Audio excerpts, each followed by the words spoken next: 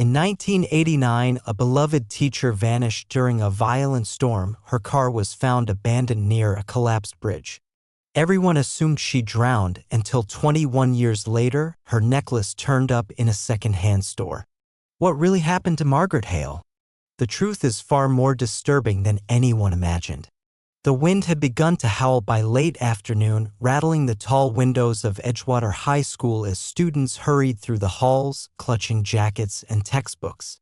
The final bell had rung an hour ago, but Ms. Margaret Hale remained in room 204, her desk light casting a warm glow on the faded wood paneling as she graded a stack of midterm essays. Outside, the sky was a thick smear of charcoal, the Atlantic storm front moving faster than expected. Rain lashed the parking lot, turning puddles into miniature seas. The nor'easter had been warned about all week. News anchors called it the worst autumn storm Maine had seen in 2 decades. But Margaret stayed as she always did.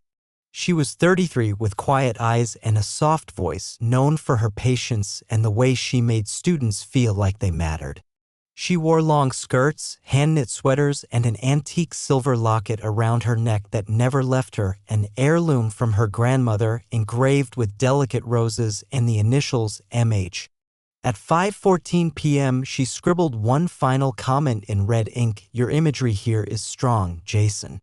Try expanding this idea in your rewrite," then leaned back with a sigh. Outside the window, lightning flashed. She gathered her things. Downstairs, the school was nearly empty. The janitor, Mr. Keene, gave her a short wave as she passed. "You should get going, Miss Hale. Roads will be flooded soon." "I'm on my way," she said, clutching her coat tighter. She stepped out into the wind and unlocked her pale green Volvo 240, the one everyone in town recognized. The car coughed as it started, then eased down Main Street toward her small cottage near the coast. At 5:47 p.m., she was seen pulling into the Shell station at the corner of Route 7. The clerk later recalled she looked distracted, kept glancing toward the storm clouds piling inland. "She bought gas and a pack of gum," he told police. "Said something about the bridge maybe flooding. Then she left." That was the last confirmed sighting. By morning, the Bells Hollow Bridge, a rickety wooden span crossing the Eston Creek, had been declared unstable. A tree had fallen across the far end. The rain had turned the road to mud and the banks had eroded nearly 2 feet overnight. When Margaret didn't arrive for class the next morning, her students were puzzled at first, then concerned. She was never late, never sick. The school secretary called her house. No answer. Principal House sent a faculty member to check. Her car wasn't in the driveway. No lights inside. The bed looked unslept in. By noon, police had issued a missing person alert. Deputy Harold Mays found her Volvo just off Eston Creek Road, nose down in a ditch 30 yards before the bridge. The windshield was cracked. One door was ajar. Her school bag sat in the passenger seat, soaked but untouched. The silver locket gone. No signs of foul play, Mays said, but his voice didn't sound convinced. The storm had washed away footprints, tire marks, anything that might have told a story. Search teams combed the area for 3 days. Boats scanned the swollen creek. Volunteers walked the muddy shore. Helicopters hovered above the forested ravine. Nothing. No body. No jacket. No footprints. No locket. By the end of the week, reporters had arrived from Bangor and Portland. Headlines read: "Local teacher missing in Edgewater storm. No clues in disappearance of beloved educator." Did the nor'easter take Margaret Hale? The town of Edgewater mourned quietly. The students lit candles on the school steps. Her colleagues left flowers on her desk. In the teacher's lounge, no one could finish a full sentence without their voice breaking. Her mother, Evelyn Hale, flew in from Boston, her face pale and lined. She stood by the Volvo at the impound lot, touching the hood gently like it might still be warm. She didn't run away, she told the sheriff. She loved her life. She loved her students. She loved this town. The sheriff nodded solemnly. "We believe that, ma'am. But the storm made everything difficult. We can't say what happened. Evelyn's eyes didn't blink. You're not saying it, but I can hear it. That Sunday, the town held a memorial at the school auditorium. The rain had finally stopped. A soft fog rolled in from the harbor, draping the streets like gauze. Students spoke. Teachers cried. Evelyn sat in the front row, gripping the locket chain Margaret had once replaced, now broken and empty in her hands. No body meant no burial, no grave to visit, just a lingering silence. That night, Evelyn stood in her daughter's cottage, staring at a half-drunk mug of tea on the counter, her boots by the door, a note on the fridge reminding herself to buy light bulbs. Margaret had vanished like a page ripped from a book, clean, sudden, without warning. In the months that followed, life in Edgewater stumbled on. Snow covered the ditches. Seniors graduated. A new teacher took over room 204. Her students remembered her, but less vividly each season. By spring, Margaret Hale's name was mostly whispered. Evelyn returned to Boston but kept the cottage. She paid the taxes, trimmed the hedges when she could bear it. She left the front door key under the owl-shaped rock Margaret had always joked about.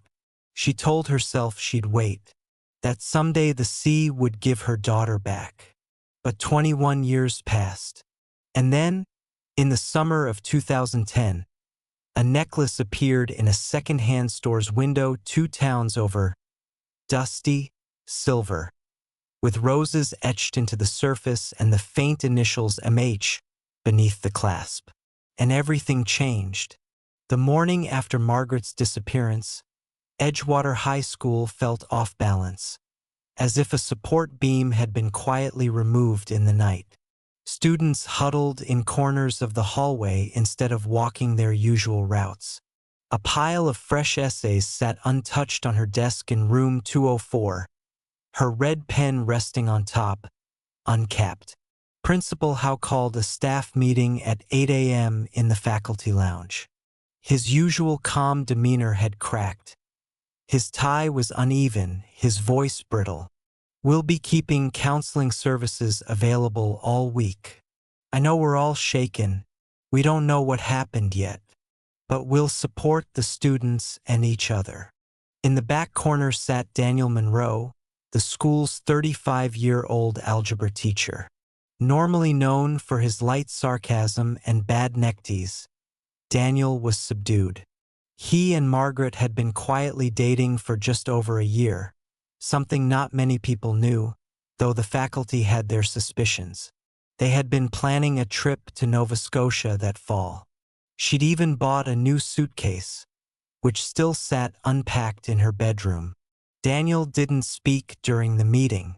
When it ended, he walked to room 204 and stood in the doorway, not entering. He stared at the mug on her desk, the one that said bookworm fuel, and turned away. The local police worked the case diligently for the first week. Deputy Mays led the effort, compiling reports, retracing Margaret's route, examining the storm's timeline. He interviewed Mr. Keene, the janitor. He took statements from gas station attendants and checked neighboring security footage, though little existed in 1989. They interviewed Daniel Monroe, too. "We were supposed to have dinner that night," he said during questioning.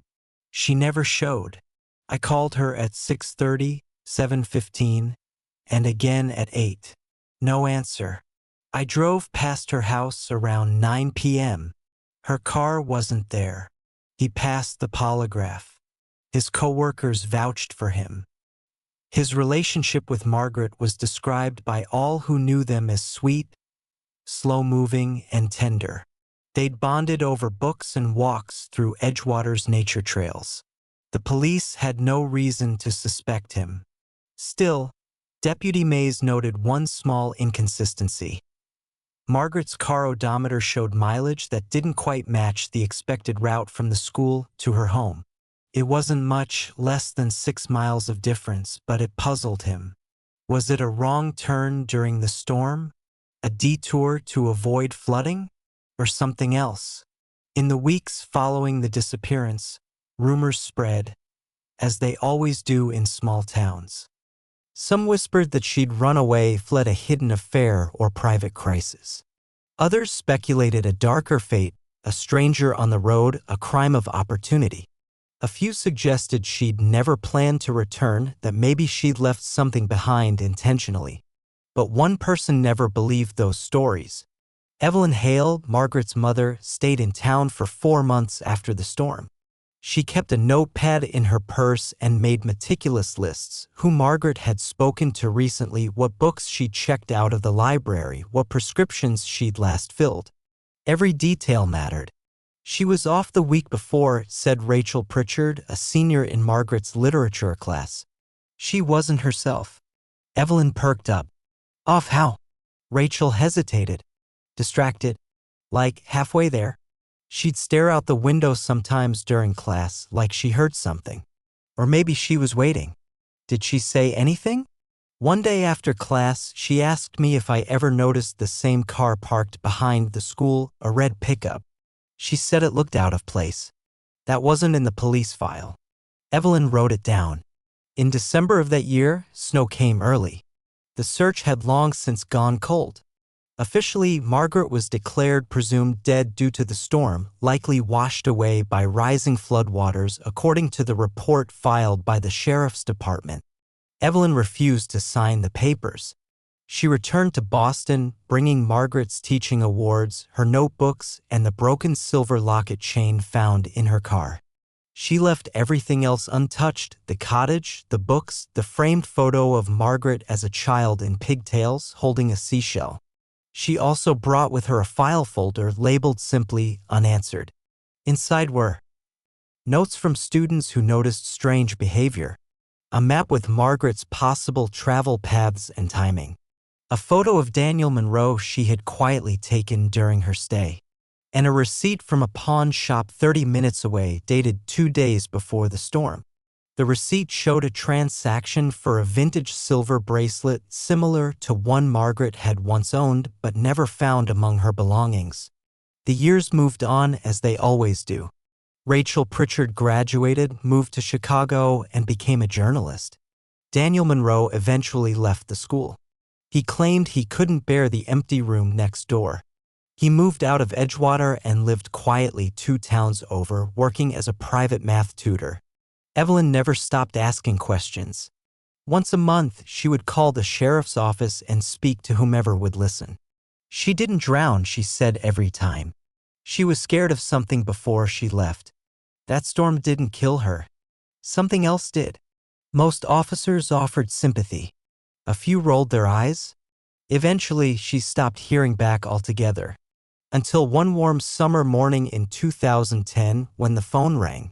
A man named Ray Connors, owner of New Life Treasures, a thrift store in Brookford, had just listed a piece of jewelry online.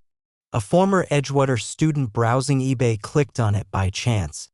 It caught her eye not because it was valuable, but because it looked exactly like the locket her favorite teacher used to wear.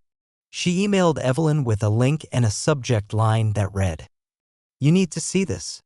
Evelyn clicked. And there it was. The roses. The curve of the silver. The tiny, nearly invisible engraving beneath the clasp, MH. The very necklace that Margaret never took off. The one that had vanished with her. The thrift shop sat on the corner of Baywell Avenue in the small city of Brookford, Maine, one of those modest second-hand places where porcelain figurines gathered dust beside used cookbooks and mismatched teacups. On a warm June morning in 2010, its owner, Ray Connors, opened a worn cardboard box that had been sitting in the back room for months. It was part of a bulk donation, one of hundreds his shop received each year from estate cleanouts and charity bins.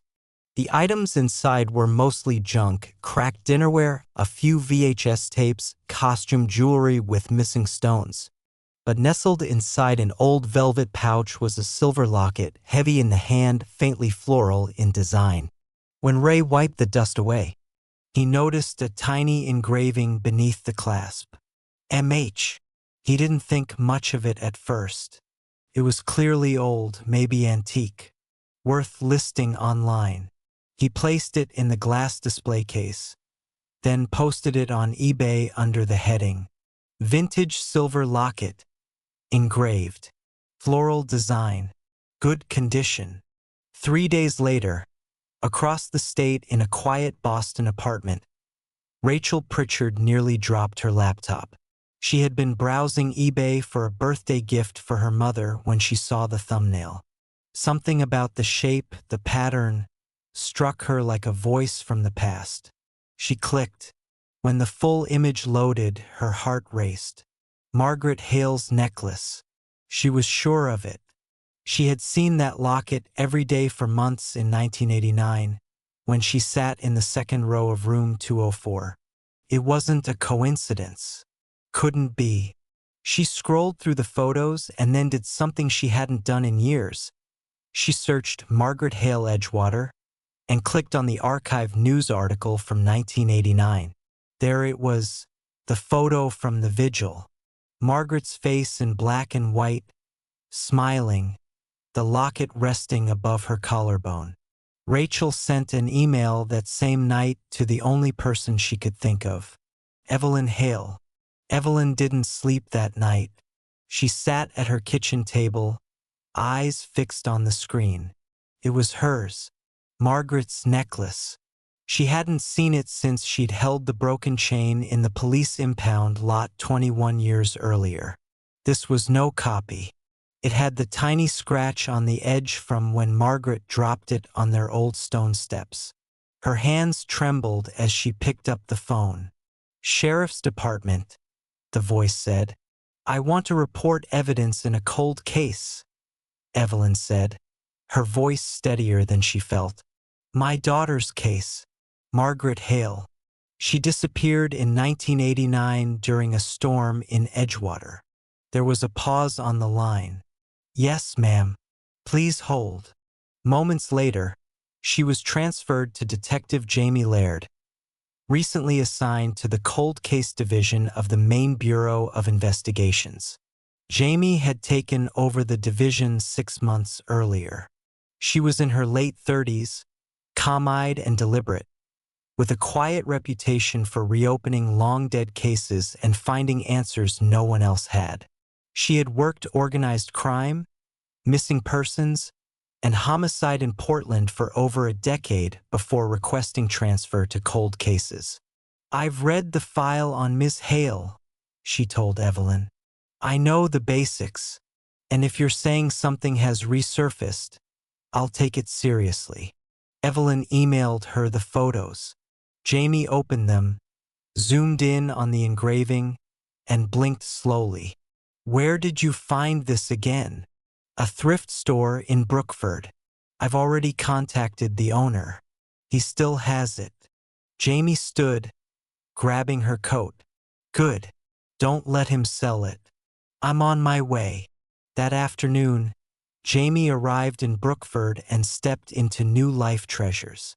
She introduced herself to Ray Connors, showed her badge, and asked for the box the necklace came in. Ray led her to the back and retrieved a small cardboard container. Inside were faded gloves, a yellowing scarf, a coin purse, and a receipt with a date. November 12, 2009, donation pickup, 86 Washburn Lane. Jamie froze. Washburn Lane was in Edgewater. She drove there immediately. The house at 86 Washburn Lane was an aging Victorian with peeling shutters and ivy curling up the brick foundation. A for sale sign tilted in the yard. According to public records, it had belonged to Eleanor Monroe, deceased 2009. Jamie made a note. Monroe. That name rang a bell. She pulled up the 1989 case file and scanned through the names. Daniel Monroe, Margaret's former boyfriend. Eleanor was his aunt. Jamie stood on the porch of the Monroe house for several minutes, the sea breeze tugging at her coat, before stepping inside. The realtor let her in under official request. The air inside was stale, The walls were faded, the furniture long gone. But in the back room, past the kitchen, was a narrow stairwell leading down to a cellar. Jamie flicked on her flashlight. Dust hung in the air like fog. At the bottom of the stairs was a warped wooden floor and stacks of old furniture. In the far corner, behind a broken bed frame, was a padlocked door flush with the wall. The realtor swore he had never noticed it. Jamie leaned in. "We're going to need that open." Back at the office, Jamie compiled her report. She now had the locket confirmed as belonging to Margaret Hale. A donation box traced to the Monroe residence unlisted at the time. Connection to Daniel Monroe, last person known to have plans with Margaret. And a locked room in a house no one had lived in since 2009. She filed a motion for a warrant, because what she suspected now wasn't just misadventure during a storm. She suspected that someone had kept Margaret Hale hidden, and someone else had been trying to quietly erase what was left behind. The warrant came through at 7:42 the next morning. Detective Jamie Laird arrived back at the house on Washburn Lane with a locksmith, a camera technician, and a forensics team from the State Bureau. They worked in silence, the old house creaking softly as if it remembered.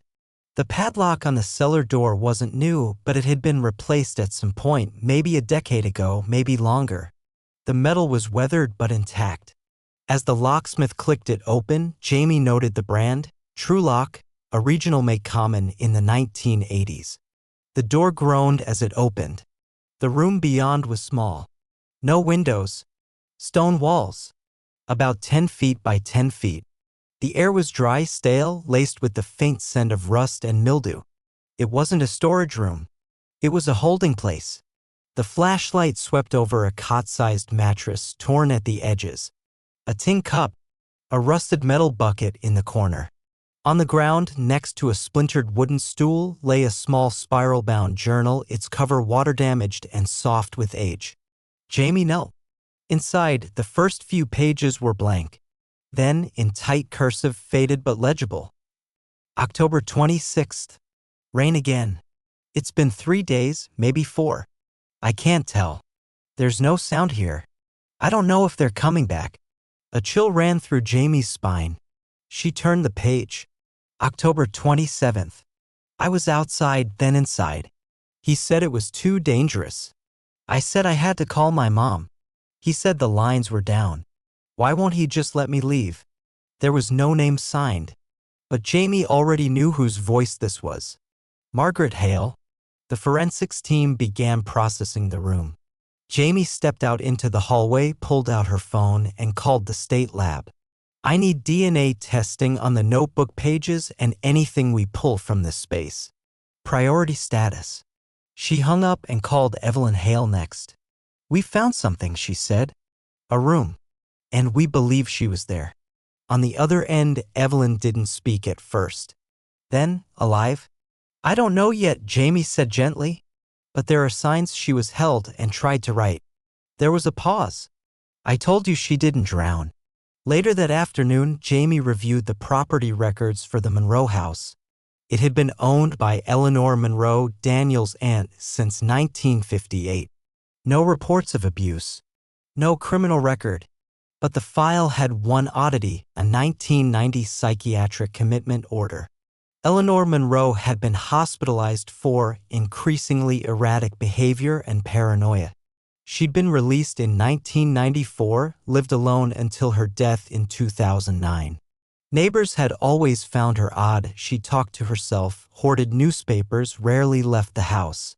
No one suspected she'd ever had visitors. Or prisoners. That night, Jamie dug deeper into Daniel Monroe's background. She already knew he'd taught at Edgewater High, that he had dated Margaret in the year leading up to her disappearance, that he'd left town quietly in 1991 and now lived under the radar in a nearby coastal town called Granton. But what she hadn't noticed before was that Daniel had been Eleanor's only nephew and the executor of her estate when she died. He had overseen the house clearance, the boxes donated to charities, including, apparently, the one containing Margaret's necklace. It couldn't be coincidence. Jamie paid a visit to the homeless shelter where the donation boxes had been processed in 2009. A middle-aged volunteer named Lucille Granger remembered sorting items that winter. I don't remember every box, Lucille said, frowning, but I remember that necklace. It was in a pouch with a handwritten tag. I think it said miscellaneous attic. Jamie blinked. You're sure? Lucille nodded. We get lots of donations, but that one stood out because the pouch smelled like mothballs. Old house smell, you know? She checked their logbook. Yep, here it is. Donation from D. Monroe, listed as a state executor. Received October 19, 2009. Back in her car, Jamie stared out at the road as wind rustled the pine trees. The pieces were falling into place. The necklace, presumed lost in the storm, reappeared in a box donated by Daniel Monroe. The house belonged to his aunt, a woman who was mentally unwell and had a history of delusion. Inside that house was a hidden room that bore unmistakable evidence of captivity.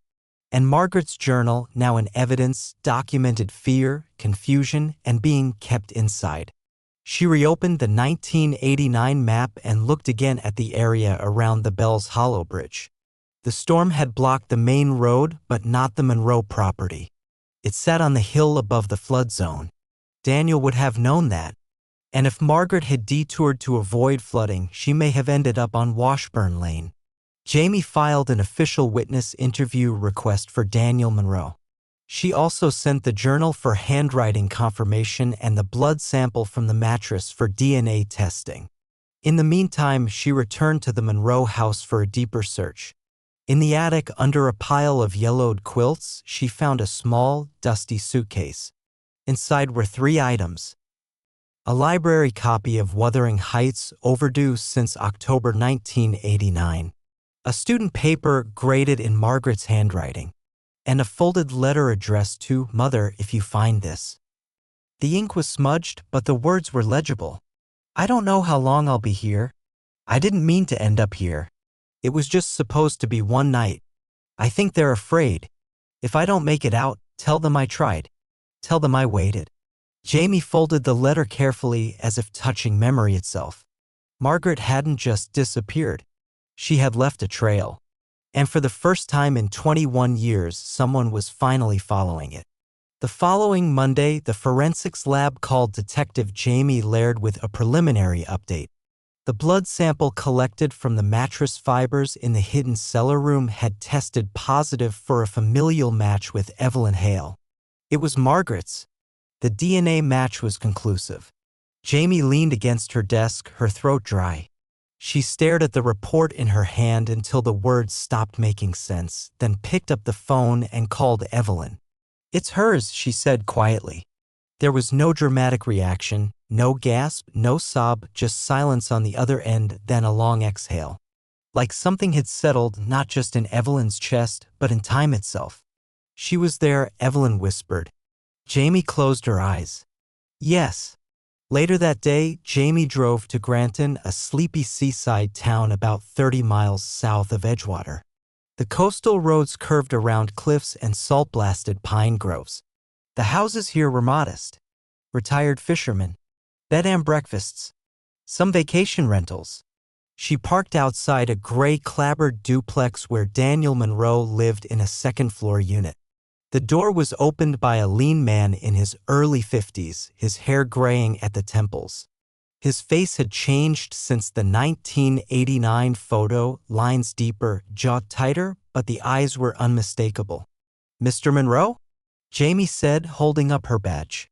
I'm Detective Laird with the Maine Bureau of Investigation. I'd like to speak with you about Margaret Hale. He didn't move. Didn't blink. After a long pause, he said, I haven't heard that name in a long time. They sat across from each other in his kitchen. Jamie recorded the conversation. I understand you were close with Ms. Hale, she said. We dated, Daniel said. She was bright, kind, a good listener. Jamie noted his careful tone. Distant, neutral.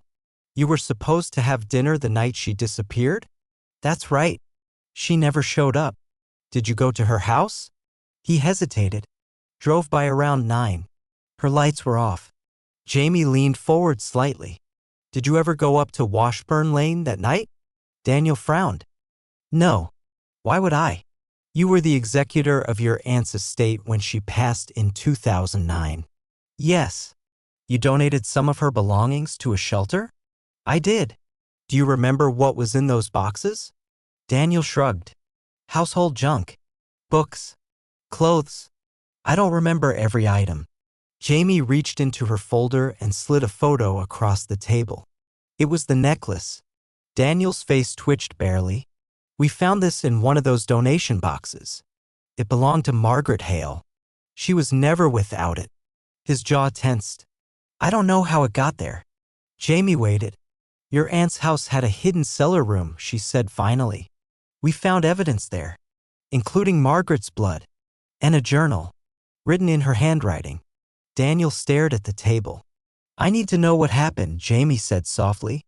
Did she come to the house that night? Was she seeking shelter from the storm? I didn't bring her there, he said quickly. I swear to God. But you knew she was there. Silence.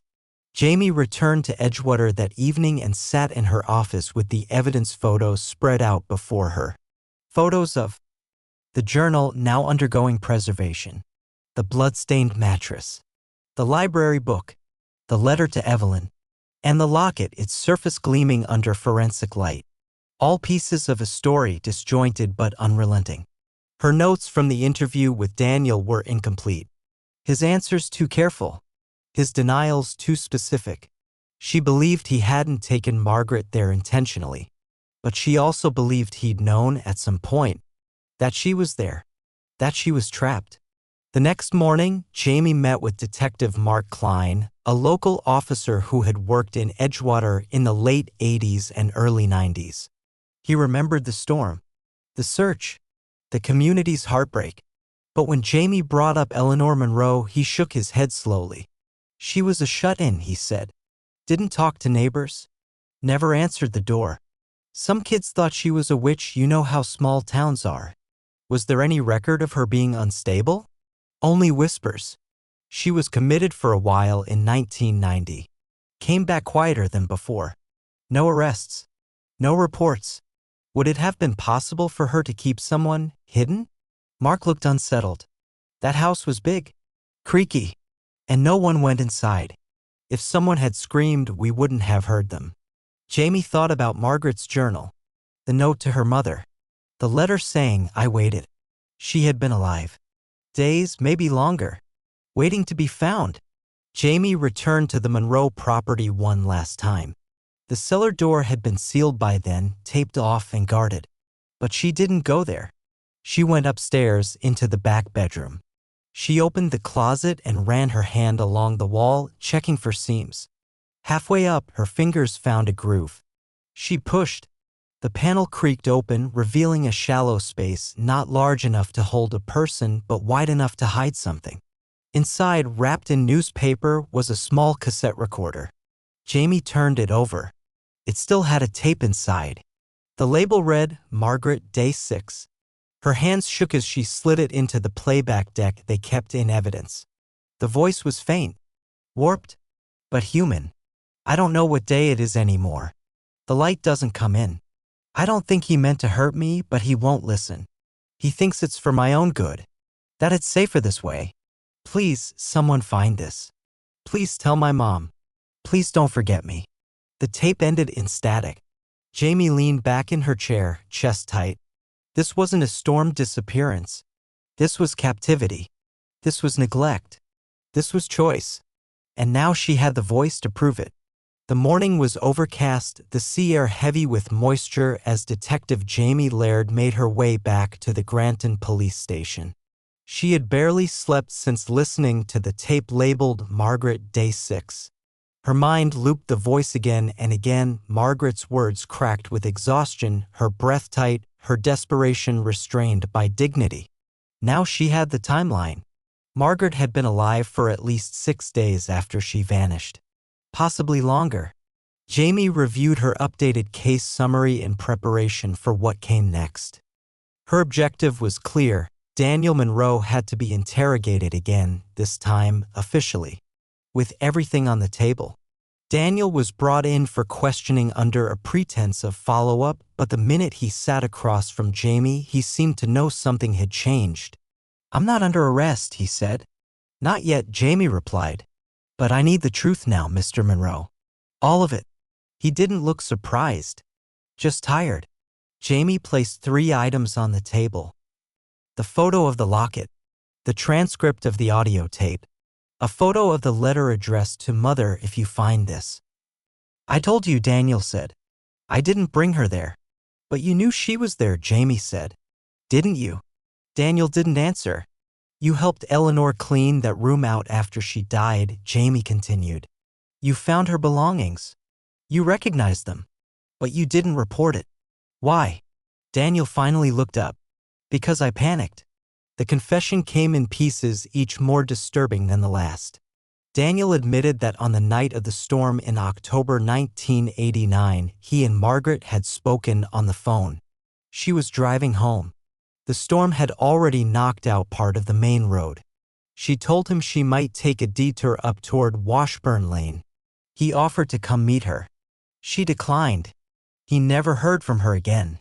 The next morning, he helped coordinate search efforts, walked the shoreline, helped distribute flyers, held students as they cried. Then, a week later, he visited his Aunt Eleanor, as he often did. She'd lived alone for years, isolated, withdrawn, odd but functional.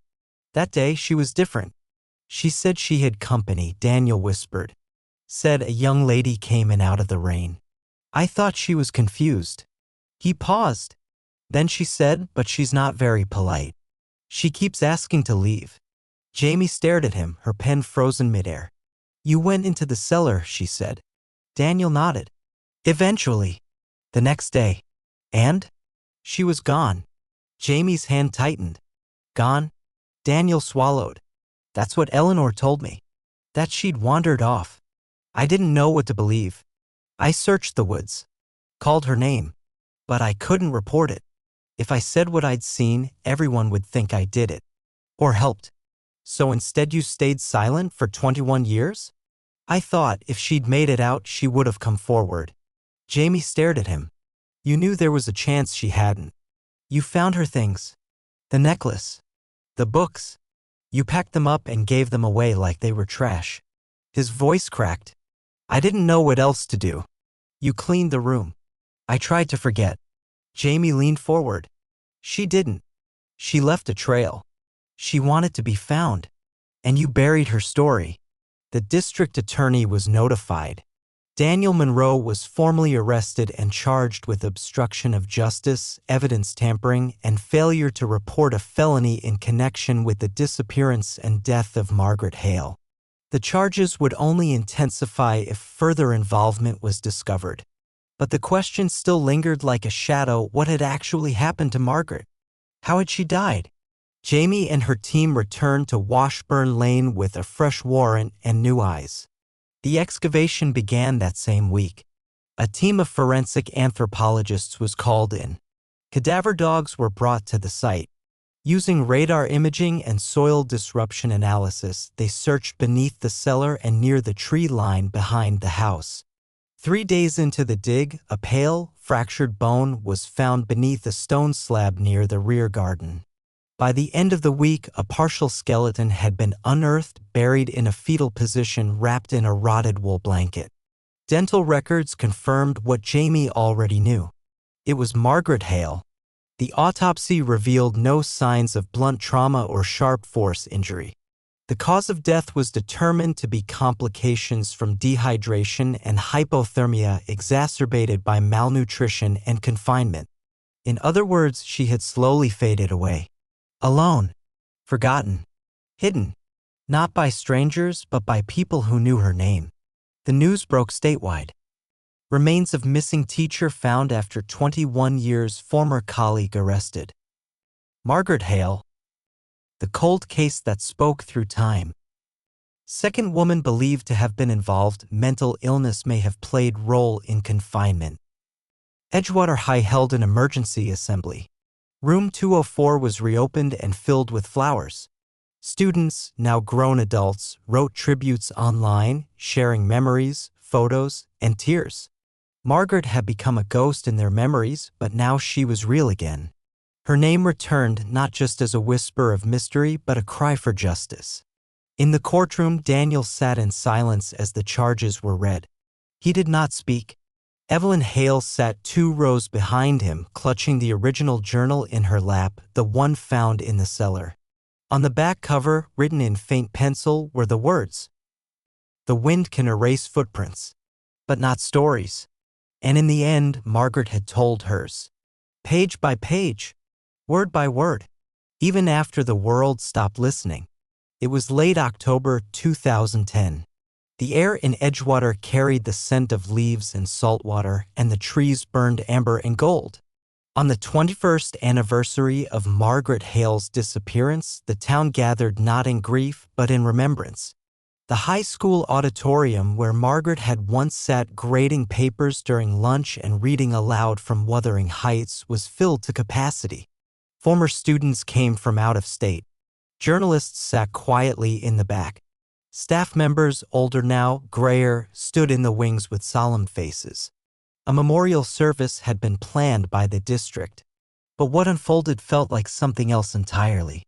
A reckoning, a release, a restoration. At the front of the stage stood a glass display case lit from within. Inside, Margaret's restored silver locket, now polished and whole. Her journal preserved behind protective glass.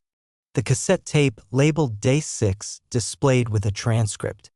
And a photo of Margaret taken 3 weeks before the storm, standing beside her classroom chalkboard with a crooked smile and ink-stained fingers. A small plaque beneath the case read, "She taught us stories, and now we've told hers." Evelyn Hale stood at the podium and adjusted the microphone. She was older now, her hair nearly white, her voice thinner, but her gaze remained sharp. 21 years ago, she began, "My daughter left this building for the last time. She was kind, curious, and brave in ways we never understood until now." She paused. For too long, she was remembered only as missing, as a tragedy. But my daughter was not a ghost. She was a witness. She fought, she documented, and she left behind a truth we were not ready to hear. Her voice cracked then, but only for a second. Today we restore her name, not as someone lost, but as someone found. After the ceremony, a small group walked to the Edgewater Memorial Garden behind the school. There, beneath a young maple tree, stood a newly placed stone. Margaret Elaine Hale, 1956 to 1989. She waited. She wrote. She mattered. Evelyn knelt and placed a single white rose beside it. Then she stepped back and whispered, "You're home now." In the weeks that followed, Detective Jamie Laird submitted her final report. The case of Margaret Hale was officially closed. Daniel Monroe was sentenced to 25 years in prison for obstruction, negligence resulting in death, and tampering with evidence. He never appealed. The Monroe house on Washburn Lane was ordered to be demolished. Before it was torn down, Jamie walked through it one last time. In the cellar, she found one final detail, a barely noticeable in the stone wall where the cot had once sat. Scratched faintly into the stone, in repeated loops, was a single word. Hope. Jamie later spoke at the main cold case conference, presenting the Hale case as a study in persistence and the power of overlooked details. She ended her talk not with technical findings, but with a personal note. Margaret Hale taught her students that every story has a voice, even if it's buried. She left hers behind in the cracks and corners. She trusted someone would listen. She paused, and we did. The necklace that had started it all, the silver locket with the initials MH, was not returned to Evelyn. Instead, at her request, it was permanently displayed at the Edgewater Public Library beside Margaret's favorite reading chair. Beneath it, a new inscription was added the following year. Not everything lost is gone, and not every silence is empty. 1 year later, on the 2nd anniversary of the discovery, Evelyn returned to her daughter's cottage, the same one she hadn't set foot in since 1989. She opened the door. Everything had remained nearly as it was. The cup on the counter, the note on the fridge, the boots by the door. She walked through the room slowly, as if greeting a memory. In Margaret's study, she sat by the window, opened a blank notebook, and began to write. The words came slowly at first, but they came, because Evelyn knew now what Margaret had always believed. Stories are never truly gone. Not if someone chooses to tell them.